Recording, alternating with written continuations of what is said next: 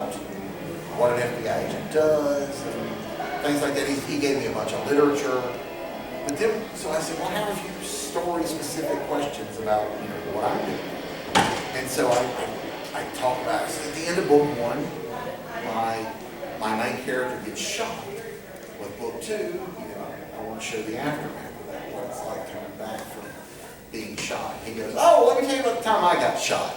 And he launches into this 30-minute story that was, I'm taking notes like crazy about, it ended with, it was a drug deal, and they were working with local law enforcement, and they were staking it out. They're waiting, these guys, it's a big drug deal, it wasn't like something they by hand big, but they're all like big drug deal. And they're all in position and ready to go to move in. One of the vans was out of position, and the drug dealers saw it and opened fire. And so at that point, they all swarm in. And he said, at this point, it's a running gunfight. He's like, the drug dealers are running and they're going and fleeing, but they're shooting as we're chasing them. And he says, I'm running along, and I feel this sting, like a bee sting. And the next thing I know, I'm on the ground. Someone is like, there's an ambulance coming, let me have your gun. Let me have your badge. They took all that, they're still over here shooting it out, but someone has stopped, has already taken care of him. He passed out, woke up at the hospital. When he got to the hospital, someone had already gone and collected his wife and kid. They got to the hospital before he did. And so he's like, we've got this, they got this down to a science. And he says, go through all this, and he's telling me all about this. And then, 2 weeks later, I'm at home, and I get 2 phone calls from the higher-ups who didn't know my name before I got shot, These are like people that I never interact with, but they call, because that's, you got shot in line of duty, a couple of medals, these second medals up here. I said, can my guy have those? He goes, no problem. So my guy got those medals, and, and stuff like that. It was fascinating. And so he told me several stories like that, and because in the second book, it's part of a task force. The task force brings in people from multiple agencies. And he goes, oh, we have a task force upstairs. I'm like, really? He goes, yeah, come on, we'll go talk to them.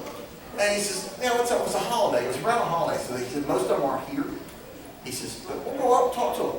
Don't tell them you're a writer. I'm like, okay. He goes, because if you say writer, they're going to hear reporter, and they're not going to talk. Right. So you're just visiting from Dobbins. I'm like, okay. And so, now they're not giving away, any secrets or anything. But, yeah, but really it's just there's an office building, each door, there was cubicles. And so we talked with the task force guys for a bit. But the coolest thing about that day was in taking the tour. That was the day I learned what a skiff room was. I forget what it stands for. It's SCIF, but it's electrically shielded. Like you have to put your cell phone and your watch in like a lockbox before you go in, or it will fry them when you go through the door. It's heavily shielded. It's not connected to the internet. It's no information it comes out. It's just secure communication, secure all this. So I couldn't go in there, but he told me what it was. And then I heard it in a TV show like 2 weeks later, and I was like, I know what that is. And, so that was cool, but the coolest thing, we're walking the office and going down the hallway, and the hallway, how sometimes they have alcoves where usually there's a couch or something. They have a trophy room in the alcove. It was full of display cases. And he goes, yeah, he says, well, this is the intended Olympic Park bomb after we put it back together. This is the sign that we took up that was ripped to shreds from the bomb. This is the payphone where we caught that, we were able to catch him by this. It's like one of those things. It's like, we need this phone. I'm like, great. Somebody went over there and dug it up. There's a bunch of guns in there and other bombs from other things where they put them back together. And obviously they're not still working. They had to put back together. So yes, they have all kinds of stuff like that. Lots of photos of headlines and newspaper clippings and on walls. And he says, he's like, well, why did you get, there was one photo, one newspaper article was, there was a pallet full of cash. And it was stacked, like, the guys were leaning against it like this. So it was a big, tall pallet of cash. And I'm like, so when something like this, what happens? And he goes, well, this was a joint operation with the Forsyth Sheriff's Department. And it was a drug deal. We were drug dealers. We stopped this drug thing. And I said, but that's a pallet full of cash. He said, they're not $1 bills either. He said, there's a lot of money there. I said, what happens to that money? He says, have you been to Forsyth County lately? I was like, no. He says, well, if you do, you'll notice they all have brand new police cars. Half of that pallet bought them police cars. The other half, if you look out here, there's our garage next door. See all those brand new black SUVs? Yeah, the other half of that pallet bought those. And then they seized the money. And so that was the coolest day, just because there was so much in that one day. And yeah, I had a ball. It was great. Yeah, I learned a lot that day. But meeting people that know this stuff, and it doesn't even have to be that. I mean, sometimes people with the most, like the fact you work for Google, I find that fascinating. I don't know what you did there, but I mean, it's fascinating. But from somebody looking from the outside in. No, but I mean, I told my friends, it's like, oh, you work at Google, and they just think, right. Having playground, workplaces, like, it's not it's an office. It's an office. I go, I sit in my cubicle, I type stuff. See, and there's the thing too that I was considering too. I used to be a service around too. Okay, see now that's fascinating. See, but it's like it was a job for me when I was doing it. I mean, it was fine, but I mean, like when you hear that, it's like or some people freak out because they're freaked out about clowns. Right. So it's like you get both sides. Yeah. But yeah, it's the thing that, like I said, if people love telling me what they do for a living or talking about it, whether they loved it or hated it, they're let me tell you. Yeah. But I've never had outside of the writing, I've never had a job that was that interesting. All my regular jobs have been pretty fairly run-of-the-mill, jobs. There's a lot of IT jobs, and I do think most of them are pretty boring to talk about at least. I mean, I like doing it, but trying to explain what I do to people, it's like, I don't know, I type things and make stuff happen on the screen, I don't know. Yeah. With writing fiction too, even the most mundane of jobs can be, if you're fictionalizing it, can be the start of something fantastic. You can take a warehouse worker, make something come out of it, and put it in. That's what I was. That's I was at Google. Oh, okay.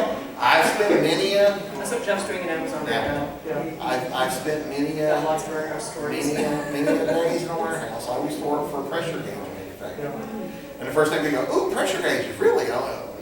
Yeah, it's not as fascinating as you I know, think. right? You're in it, so it's like not that fascinating. Well, they came to the plant I worked at one time and filmed an episode of How It's Made. And so we couldn't get around to when they were doing it. And it was very we had a lot of proprietary stuff, so they wouldn't let them in the whole place, but they filmed this stuff. So I remember watching the episode when it came out, and I'm thinking, that's not right. Like they were changing the names of things. Like, because we call it this, the thing that moves the handle. Yeah, that's pointer. They were calling it like, what did they call it? The indicator switch or something. And it was like, that's not what we call it. So then I'm wondering, what else do they change the names of it in shows? But yeah, it's like anything else, you do it for a little while, it becomes just boring and mundane. So I used to work at a bed and breakfast. I was one of the staff members. It was like basically for free rent, whatever. So I did that. And I don't know what my boss did. For some reason, he finagled like some people that work at ghostwriters to come on, pretend like the place is haunted. Mm-hmm. And so like that pretty much tripled our clientele just coming in. And it's like our boss was like, "You should pay." If people ask you about ghosts, just make the story to say something like that. Just people coming. So you work there for free rent because the story we're working together is a murder mystery at a bed and breakfast. Yeah. One of the people who works there lives in like a... Yeah, they live there. Yeah. I was a budget, and I basically just did that. I mean, after I got divorced, I just moved my ex-mother-in-law. she knew the guy, so basically I was looking for a place to stay, so I did that for like 2 years, so yeah. But I was just funny because like people like ask me, so you know anything, how many ghost stories? Like, oh yeah. Yeah, I mean, there was some, yeah. Why do I see? Yeah, there was this green guy, he ate a lot. So fascinating. Simon, yeah, definitely. Yeah, because over the years of doing so many conventions, I've met so many ghost hunters over the years of doing conventions. Ghost hunters, I say ghost hunters, yeah. And you know. Ghost Rider, I think, was another show, like a PBS show. Yeah, exactly. That's a Nicolas Cage movie. Yeah. But I've worked. Oh, yeah, that's with, Ghost Rider. Yeah. But I worked with Alexandra Holter. Her dad was the guy that coined the term ghost hunter. Wrote lots of novels and books about ghost hunting that kind of most of them still uses as reference today. And a publisher hooked me and her. Now we wrote a fiction story that turned her life into a fictional thing. So it wasn't they're hunting ghosts. It was just like ghosts are real. They're dealing with them. You know, it was fiction. But because of that interaction, we've gone to conventions together and done shows together. But she just had a show on the Travel Channel. But so we would go to these places. They brought us out one year.